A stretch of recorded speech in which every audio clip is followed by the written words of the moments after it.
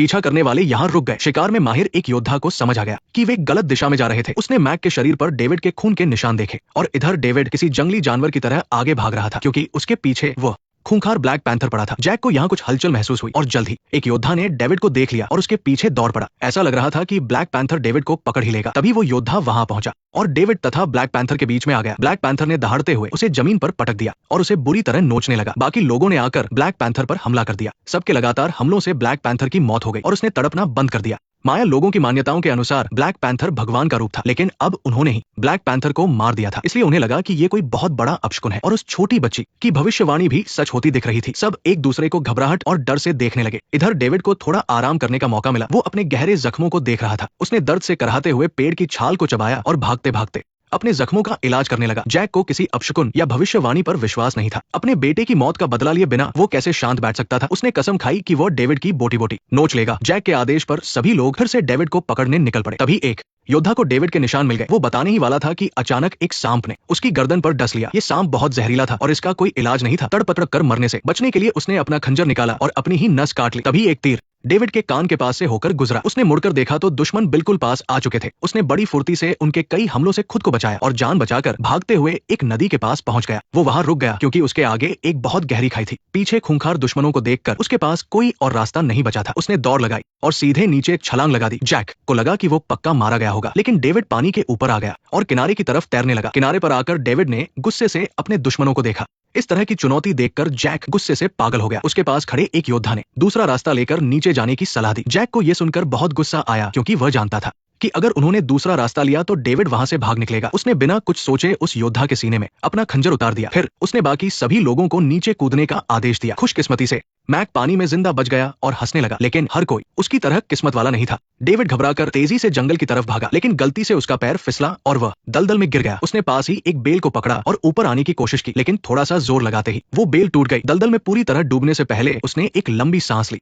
और फिर धीरे धीरे आगे की तरफ रेंगने लगा। जैक के 9 आदमियों में से अब केवल 5 ही जिंदा बचे थे और किनारे पर आ गए थे। दलदल में फंसे डेविड की किस्मत भी बहुत मजबूत थी। शायद उसकी पत्नी और बच्चे नहीं उसे जीने की इतनी हिम्मत दी थी। वो किसी चमत्कार की तरह धीरे धीरे किनारे तक पहुंच गया, लेकिन दुश्मन भी बहुत तेजी से उसका पीछा कर रहे थे। डेविड भागने ही वाला था कि वो रुक गया। उसे अचानक एहसास हुआ कि इस तरह हमेशा के लिए भागते रहना कोई हल नहीं है। उसने उनसे लड़ने का फैसला किया। जब दुश्मन वहां पहुंचे तो वे डेविड को देखकर हैरान रह गए। कीचड़ से सना हुआ डेविड एक बहुत बड़ा मधुमक्खियों का छत्ता लेकर खड़ा था और उसने उसे उन पर फेंक दिया। हजारों मधुमक्खियों ने उन पर हमला कर दिया और उनकी बुरी हालत कर दी। जान बचाकर भागते हुए इधर सारा ने एक आसान सा बाहर निकलने का जुगाड़ बनाया। उसने इसे गुफा के बाहर फेंकने की कई बार कोशिश की, लेकिन नाकाम रही। सारा के बेटे ने लकड़ी का टुकड़ा उठाकर अपनी माँ को दिया। शायद बेटे की किस्मत अच्छी थी और इस बार उसने इसे सही से बाहर फेंक दिया। लकड़ी सीधा पेड़ की जड़ में जाकर फंस गई। सारा ने अपने बेटे को पहले ऊपर चढ़ने को कहा। सारा ने गुफा के बाहर देखा, जैसे उसे कोई उम्मीद दिख गई हो। उधर डेविड ने एक जहरीला मेंढक पकड़ा, पेड़ के कुछ कांटे तोड़े और फिर पानी के पास अपना मुंह धोया। उसके बाद उसने जानबूझकर वहां अपने पैरों के निशान छोड़ दिए और छुपने की एक अच्छी जगह ढूंढ ली। अचानक बादलों की गरज सुनकर वो बुरी तरह घबरा गया। इसी बीच सारा हिम्मत करके गुफा के बाहर की तरफ चल रही थी, लेकिन तभी लकड़ी फिसल गई और वो धड़ाम से नीचे गिर गई। दूसरी तरफ दुश्मनों को डेविड के छोड़े गए निशान मिल गए थे। उन्हें अंदाजा भी नहीं था कि वो खुद अब शिकार बन चुके हैं। सही मौका देखकर डेविड ने सबसे पीछे खड़े दुश्मन पर लगातार जहरीले कांटे फेंके। कांटे सही निशाने पर लगे और जहर फैलने से वो आदमी वही गिरकर तड़पने लगा। उसकी चीख सुनकर सैम अलर्ट हो गया। डेविड सामने से आ रहा था और सैम ने जैसे ही पीछे मुड़कर देखा, दोनों का आमना सामना हो गया। दोनों बस एक दूसरे को घूरते हुए खड़े रहे और फिर दोनों की नजर जमीन पर गिरे हथियारों पर पड़ी। अब दोनों के बीच आर पार की लड़ाई शुरू हो गई। सैम को अधमरा देखकर डेविड ने एक पल भी नहीं सोचा और एक जोरदार वार करके उसे मौत के घाट उतार दिया। इस तरह उसने अपने पिता की मौत का बदला ले लिया। तभी बहुत तेज बारिश होने लगी और डेविड अपनी पत्नी और बच्चे की तरफ भागा। बाहर का सारा पानी गुफा के अंदर भरने लगा था। सारा ठंड से कांप रही थी। उसने अपने बेटे को एक ऊंची जगह पर बैठाया। तभी उसके पेट में तेज दर्द होने लगा। उसका बच्चा किसी भी पल पैदा होने वाला था। डेविड बारिश में अपने परिवार की तरफ भाग रहा था और मैक्स उसके पीछे पड़ा था। आखिरकार वो गुफा के पास पहुंच गया। अंदर से सारा ने उसे जोर से चिल्लाकर जल्दी आने को कहा, लेकिन जैसे ही डेविड ने पीछे मुड़कर देखा, मैक्स बिल्कुल उसके पीछे था। उसे मजबूरन आगे भागना पड़ा।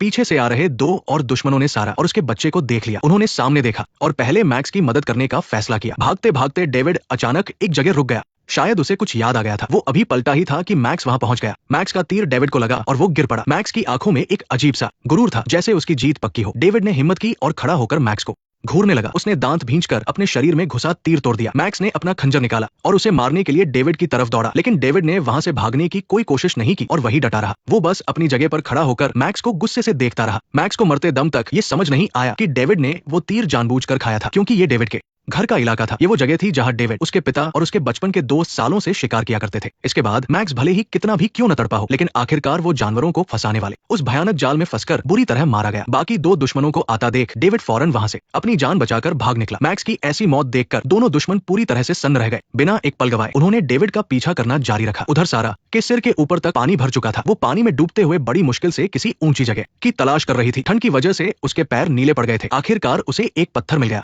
और वो उस पर खड़ी हो गई। उसका सिर पानी से बस थोड़ा ही बाहर था। उसने अंदर भरते हुए पानी को देखा और हिम्मत करके पास वाले पत्थर को कसकर पकड़ लिया। फिर एक गहरी सांस लेकर उसने खुद से वादा किया कि वो अपने बच्चे को मरने नहीं देगी। उसे जल्द से जल्द अपने बच्चे को जन्म देना ही होगा। दर्द से तड़पने और बहुत हिम्मत दिखाने के बाद आखिरकार उसने पानी के अंदर ही एक बच्चे को जन्म दे दिया। डेविड बुरी तरह घायल हो चुका था और अब उसमें भागने की कोई ताकत नहीं बची थी। थक हार कर वो लड़खड़ाते हुए बस किसी तरह आगे की तरफ रेंग रहा था और फिर अचानक वो एक समुद्र के किनारे रेत पर गिर पड़ा। लेकिन जब उसने अपना सिर उठाया तो उसकी धुंधली आंखों ने सामने कुछ ऐसा देखा कि वो बस देखता ही रह गया। उसका पीछा कर रहे वो दोनों दुश्मन भी उसके ठीक पीछे आकर रुक गए। वो भी एकदम सन्न होकर सामने देखने लगे। डेविड ने सामने देखा और धीरे धीरे खड़ा हो गया। तीनों बस अपनी आंखें फाड़े सामने देख रहे थे, जैसे उन्होंने कोई बहुत बड़ा भूत देख लिया हो। समुद्र के पानी में कुछ बहुत बड़े बड़े जहाज खड़े थे। उन दोनों दुश्मनों ने हैरानी से एक दूसरे की तरफ देखा। उन्हें इस पर बिल्कुल भी यकीन नहीं हो रहा था। कुछ छोटी नावें भी उनकी तरफ आ रही थी। उन नावों पर बैठे लोगों ने कवच पहने हुए थे और उनके हाथों में बंदूकें थी। ये एक ऐसी दुनिया थी जिसे उन्होंने पहले कभी नहीं देखा था। वो दोनों दुश्मन किसी जादू के असर में लग रहे थे और उनके पैर खुद ब खुद समुद्र की तरफ बढ़ने लगे। डेविड उन दोनों को ऐसे जाते देख तुरंत होश में आया और पलटकर अपनी पत्नी और बच्चे की तरफ भागने लगा। उसने गुफा के अंदर नीचे देखा। सारा ने अपने बड़े बेटे को कंधे पर बैठाया हुआ था और एक हाथ में अपने नवजात बच्चे को पकड़ा हुआ था। वो पूरी तरह से टूट चुकी थी। फिर बारिश रुकी और मौसम साफ हो गया। डेविड और सारा पहाड़ के ऊपर से समुद्र में खड़े जहाजों को देख रहे थे। सारा ने बड़ी मासूमियत से पूछा कि क्या हमें उनके पास जाना चाहिए। डेविड ने कुछ देर सोचा, अपने बच्चे को देखा और फिर से जंगल में वापस लौटकर एक नई शुरुआत करने का फैसला किया, क्योंकि वो जानता था कि जब उनके खुद के माया सभ्यता के शासक इतने बेरहम और खूंखार हैं, तो ये बाहर से आए हुए लोग तो उनसे भी कहीं ज्यादा खतरनाक होंगे। उसे नहीं पता था कि इन नए और ताकतवर लोगों के आने के बाद इस विशाल माया साम्राज्य में उनके जीने के लिए कोई सुरक्षित जगह बचेगी या नहीं।